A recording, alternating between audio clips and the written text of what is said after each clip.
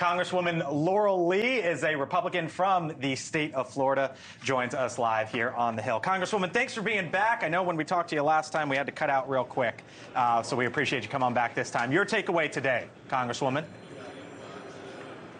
Well, I think we heard a number of very important things. First, the special counsel walked through the elements of the offense. I believe it was uncontroverted here that we know that President Biden had documents that were sensitive, documents that were classified, that he should not have had, and that ultimately the decision to decline prosecution by the Department of Justice was based on other factors, including that one we heard so much about today, that it was his belief that a jury would basically take him for an elderly, well-meaning gentleman who was forgetful.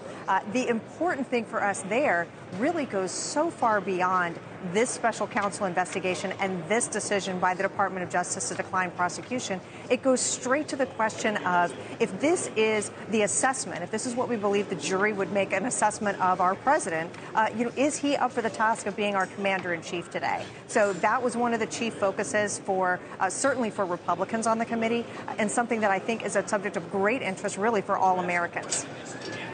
Is this something that you are going to try to keep in the limelight from the Republicans' perspective simply because of that? And it is quite possibly President Biden's number one weakness. Why not talk about the policies? I think it is very important. Yep, I think it is very important. So first off, one thing that I think is important to make clear, this was not an exoneration of President Biden. This was a decision to decline prosecution.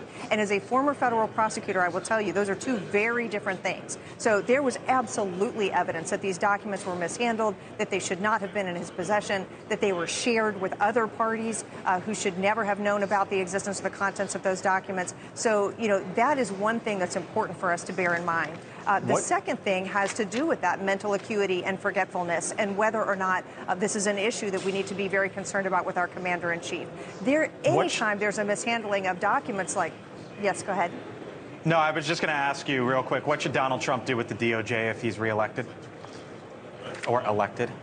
Well, listen, as somebody who's was a long-term employee of the Department of Justice, I can tell you that in communities across America, they're serving a very, very important function. They're bringing important cases, keeping violent predators off the street.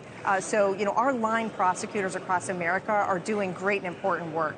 Any president, whether it is Joe Biden or Donald Trump or anyone else, needs to make sure that politics aren't playing into charging decisions.